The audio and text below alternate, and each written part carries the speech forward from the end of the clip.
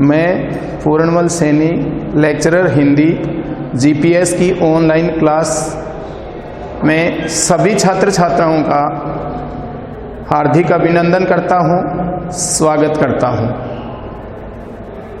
हम बिहारी के द्वारा लिखे गए दोहों की श्रृंखला में आज हम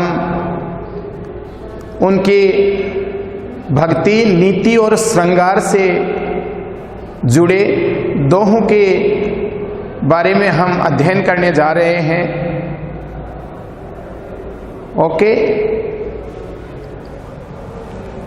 उनका पहला जो दोहा है जिसमें कविवर बिहारी ने एक नायिका के सौंदर्य का चित्रण करते हुए लिखा है, झीने पट में झुलमुली झुलमुली कान का आभूषण, यानी कान की बालियां,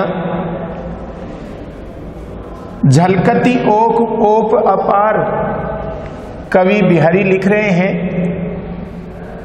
एक नायिका अपनी सखी से कह रही है कि हे सखी, नायिका ने झीने वस्त्र पहन रखे हैं। पट का अर्थ है वस्त्र, झीने का अर्थ है बारीक या महीन। नायिका ने झीने वस्त्र पहन रखे हैं, उनमें उनके कान की बालियां हैं, उनकी चमक या उनकी कांति या उनका सौंदर्य अपार दिखाई दे रहा है।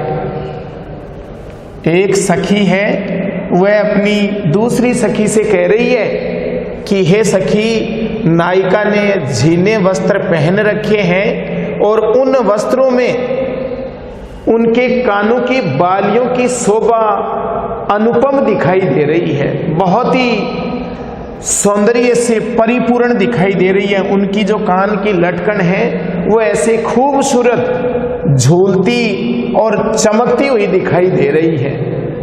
जिस प्रकार यहां लिखा है सुरतरु कल्प वृक्ष, मानो कि जिस प्रकार कल्प वृक्ष की शाखाएं हैं सिंधु सागर की, मानो ऐसा प्रतीत हो रहा है कि कल्प वृक्ष की शाखाएं सागर में अपनी सपल्लव पत्तियों सहित अत्युत्तम शोभा को बढ़ावा दे रही है, मानो फैली हुई है। सिंधु सागर में लस्ती सुशोभित हो रही है। सपल्लव, पल्लव मानी पत्ते, पत्तियों सहित विशाल सागर में डार मानी डालियां, उनकी शाखाएं हैं, वह सागर में पूरी तरह से फैली हुई है। मानो बहुत खूबसूरत, सुंदर और सौंदर्य से परिपूर्ण वातावरण दिखाई दे रहा है। तो पहली पंक्ति में देखिए, यहाँ अनुप्रास और अनुप्रास के साथ मनुष्य शब्द आ रहा है, वाचक शब्द, तो यहाँ उत्प्रेक्षा अलंकार की प्रधानता है। तो पहले दोहे में यहाँ देखना कि एक सखी है, वह अपनी दूसरी सखी से बार बार ये कह रही है, जिसका यहाँ कवि बिहारी ने वर्णन किया है कि नायिका के कानों की बालियां हैं, वह झीने वस्त्रों में, अरे नायिका ने झीने वस्त्र पहन रखे हैं और उन झीने वस्त्रों में कान की बालियां हैं, वो अत्यधिक सुशोभित होती हुई दिखाई दे रही है, बहुत खूबसूरत उनकी चमकें दिखाई पड़ रही है। मानो ऐसा प्रतीत होता है कि जिस प्रकार कल्प वृक्ष की शाखाएं सागर में अपनी पत्तियों सहित, यानी उनकी शाखाएं हैं, अपनी पत्तियों सहित लहलहा रही है, सागर का सौंदर्यपूर्ण वातावरण बना हुआ है, खूबसूरत दिखाई दे रही है। तो यहाँ अनुप्रास और उत्प्रेक्षा अलंकार की प्रधानता है। दूसरा है, इसमें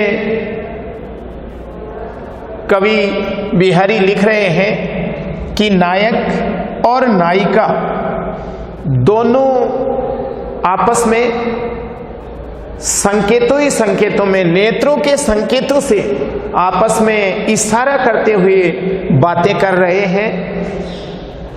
जगत यानी संसार के लोगों के बीच में अपने इशारों में बातें कर रहे हैं। यानी यहाँ श्रृंगार रस की प्रधानता है और श्रृंगार में भी संयोग रस की प्रधानता मुखरित हुई है कि यहाँ नायक और नायिका दोनों में एक दूसरे के प्रति अगाध प्रेम है। तो यहाँ नायिका कहती है कि जैसे ही नायक उनके साथ प्रेम की अभिलाषा व्यक्त करता है तो संसार के लोगों के बीच में नायिका जैसे ही दोनों आपस में एक दूसरे से संकेतों ही संकेतों में इशारा कर रहे हैं अर्थात बातें कर रहे हैं, तो नायक के मन में अभिसार प्रेम की स्थिति प्रकट होती है। तो नायिका यह कह करे और मना कर देती है। तो कहत नटत रीजत खिजत, कहत नायक कहता है तो नायिका इनकार कर देती है। नटत मानी इनकार करना, मना करना।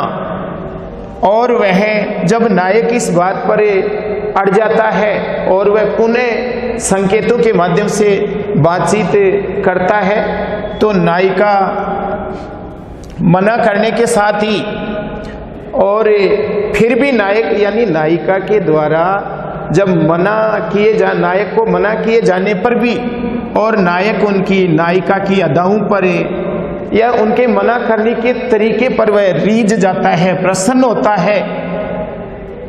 और प्रसन्न होने के बाद नायिका को थोड़ी सी नाराजगी होती है कि वह बार बार इस तरह से उनके साथ प्रेम और स्नेह का भाव दिखा रहा है या संकेतों में इशारा कर रहा है, तो वह नाराज हो जाती है और ज़्यादा अधिक नाराज। लेकिन पुनः जब यही श्रृंखला, यही स्थिति, यह क्रम या सिलसिला बराबर चलता रहता है तो नायक और नायिका दोनों प्रसन्न होते हैं, मिलते हैं और मिलने के साथ ही प्रसन्न होते हैं। प्रसन्न होकर वे आपस में संकेतों ही संकेतों में बातें कर रहे हैं। तो यहाँ कवि बिहारी ने नायक और नायिका के आपस में संकेतों ही संकेतों में उनके हाव भाव और उनकी क्रियाकलापों का बड़ा मार्मिक चित्रण किया है कि किस तरह से वे दोनों जगत के लोगों के बीच में संकेतों के माध्यम से आपस में परस्पर बातें कर रहे हैं। तो भरे भोन में करत हैं, भरे संसार के लोग उनके सामने खड़े हैं, लेकिन उन सब की भोन का अर्थ है संसार जगत के लोगों के बीच में आपस में एक दूसरे से नेत्रों ही नेत्रों में इशारों के माध्यम से वे बातें कर रहे हैं। लेकिन इसी बीच नायिका को उन जगत के लोगों को देखकर बड़ी लज्जा भी होती है, थोड़ा सा उन्हें लज्जा या शर्म का एहसास होता है।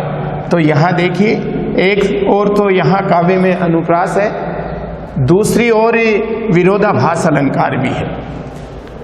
क्योंकि यहाँ एक तरफ नायिका है, वो मना कर रही है, लेकिन मना करने के बावजूद भी यहाँ नायक है उनसे प्रेम और स्नेह का भाव रख रहा है। तो यहाँ इस दोहे में नायक और नायिका के प्रेम और सौंदर्य का संयोग श्रृंगार के माध्यम से बड़ा अनूठा चित्रण हुआ है।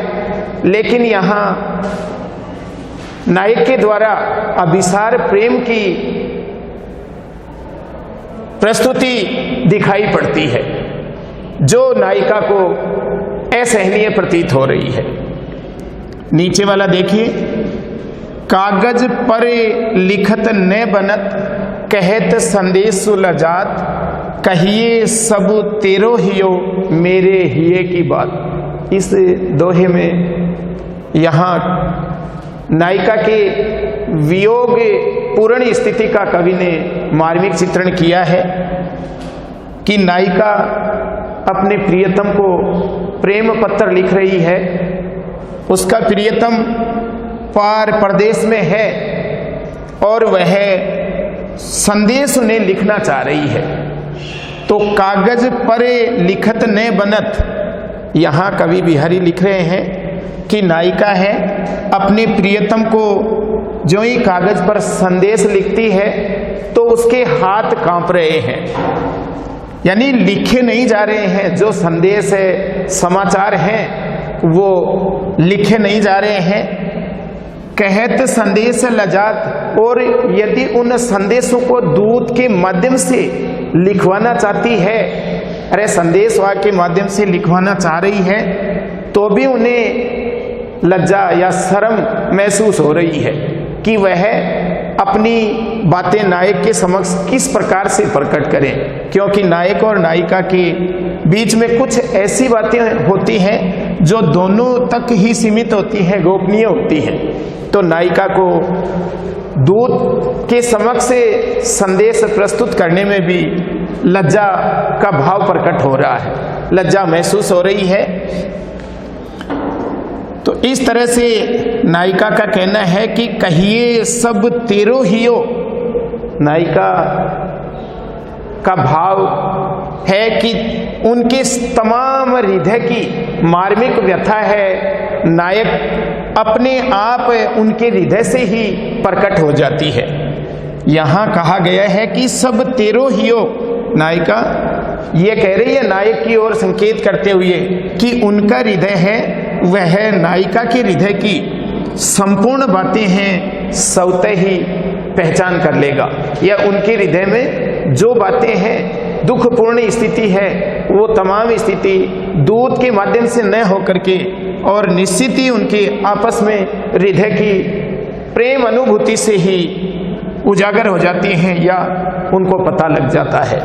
तो यहाँ एक और अनुप्रास है और दूसरी ओर यमक अलंकार की प्रधानता है। इसके नीचे देखिए, यहाँ कवि बिहारी ने पुनः देखिए एक नायिका के सौंदर्य का अनुपम या अनूठा चित्रण करते हुए लिखा है कि एक नायिका है वह अपनी सखी से कह रही है, जिसका यहाँ कवि ने वर्णन किया है, कहत सबे बेंदी दिए। बेंदी यहाँ कवि बिहारी लिख रहे हैं कि कहा जाता है कि गणित में यानी सांख्यिकी के अनुसार किसी भी संख्या के आगे किसी भी संख्या के आगे शून्य रख दिए जाने पर, बेंदी का अर्थ है शून्य, ये कहा है कि गणित में किसी भी संख्या के आगे शून्य रख दिए जाने पर उसके मान में 10 गुना वृद्धि हो जाती है, अर्थात 10% अंकों की वृद्धि हो जाती है। कवि बिहारी लिख रहे हैं कि गणित के अनुसार या सांख्यिकी के अनुसार किसी भी संख्या के आगे शून्य का मान रख दिया जाए तो उसके मान में, उनके अंकों में 10% की वृद्धि हो जाती है, उनका मान 10 गुना बढ़ जाता है। लेकिन साहित्य शास्त्र की प्रकृति विपरीत होती है। साहित्य शास्त्र में ऐसा नहीं होता है कि जिस प्रकार तिये लीलार बेंदी दिए, तिये स्त्री, एक स्त्री के लीलार मस्तिष्क, स्त्री के मस्तिष्क पर बेंदी बिंदी लगा दिए जाने पर उनके चेहरे या मुख के अनुपम सौंदर्य बढ़ जाता है। अरे इसका मतलब यह है कि एक स्त्री के माथे पर या मस्तिष्क पर बिंदी लगा दी जाती है तो उनकी सुंदरता में यहाँ लिखा है 4 चांद लग जाते हैं। अगणित अनगिनत बढ़त बढ़ जाती है उद्योत उनका सौंदर्य, यानी उनका सौंदर्य है उसमें अपार वृद्धि हो जाती है और वह बहुत ही सुंदर दिखाई पड़ती है। तो यहाँ कवि ने नायिका के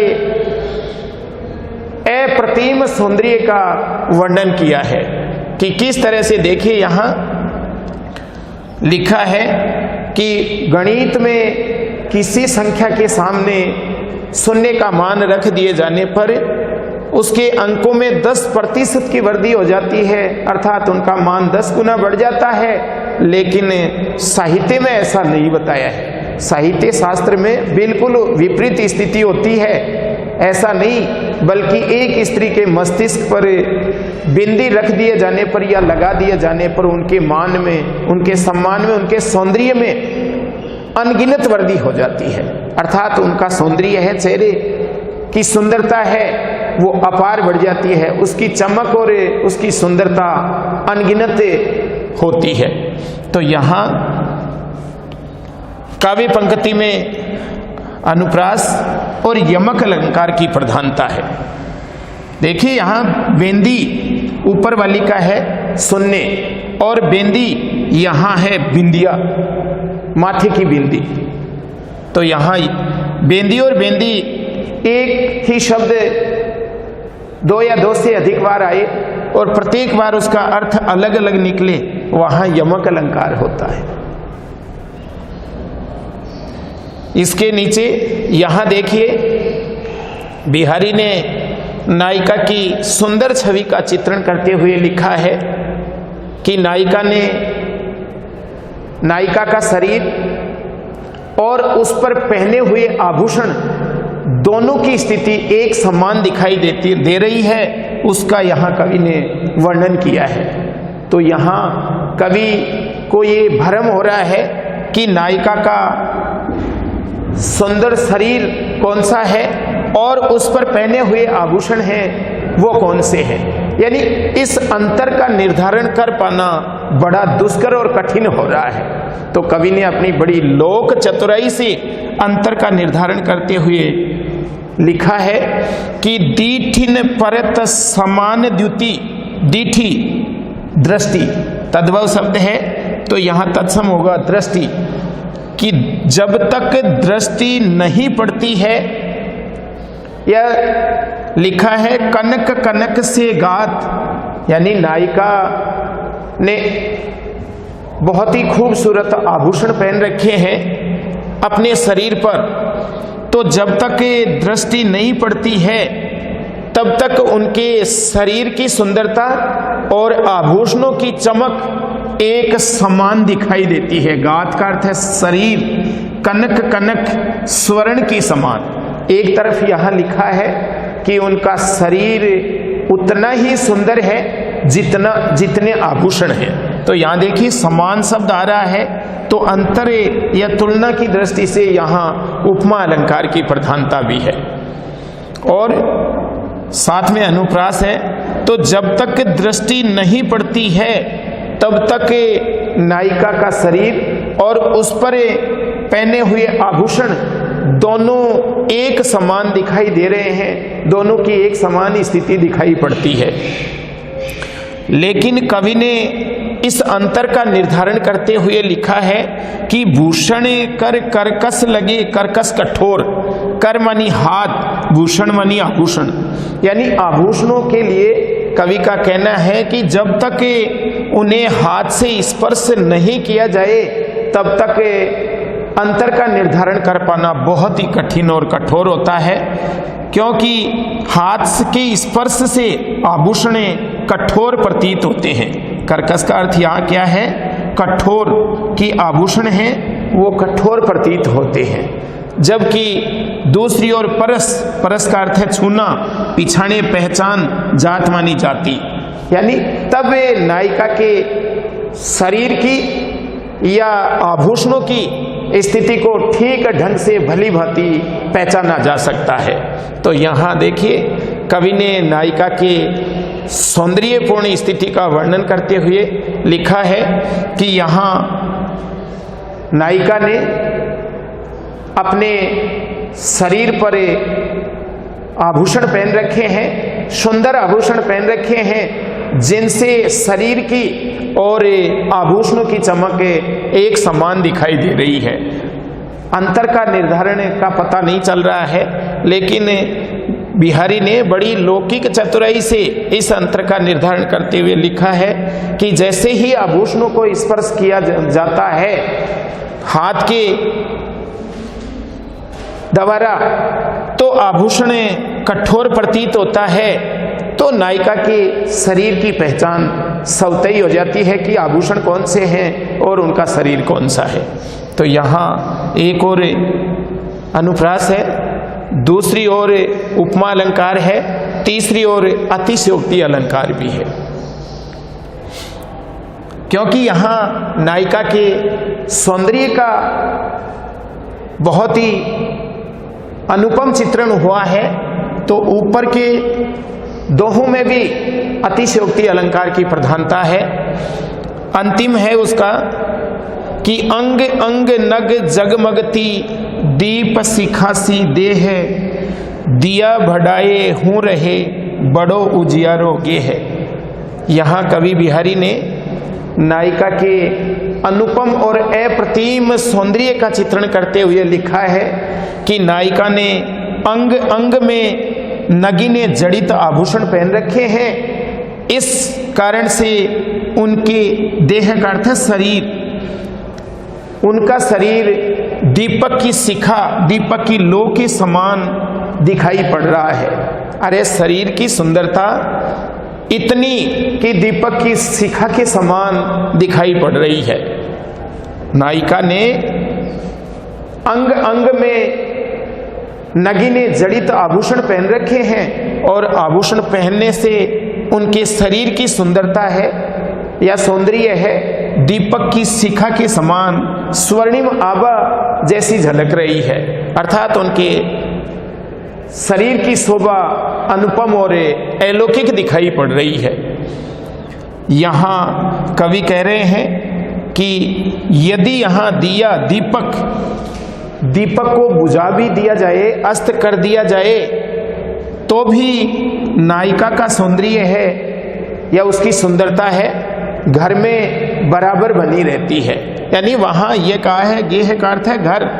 यदि दीपक को बुझा भी दिया जाए तो उनके मुख की सुंदरता या शोभा है वह चारों ओर घर में उजाला या प्रकाश के रूप में चारों ओर फैली रहती है।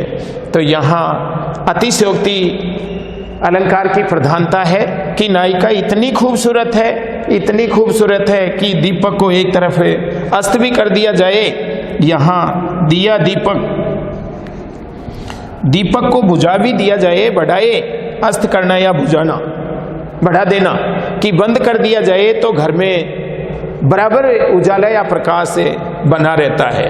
तो एक तरफ यहाँ सी वाचक शब्द आ रहा है तो उपमा अलंकार है, दूसरी ओर यहाँ अतिशयोक्ति अलंकार भी है कि नायिका की स्थिति का सौंदर्यपूर्ण चित्रण करते हुए कवि लिख रहे हैं कि एक तरफ नायिका इतनी खूबसूरत है कि घर में सदैव ही उजाला बना रहता है। तो यहाँ निश्चित ही पांचों जो 6 श्रृंगार से पूरी दोहे लिखे गए हैं उन सभी में उनके सौंदर्य की स्थिति को बखूबी उभारा गया है। और आज बिहारी के भक्ति नीति और श्रृंगार के दोहे यही समाप्त करते हैं। Thank you.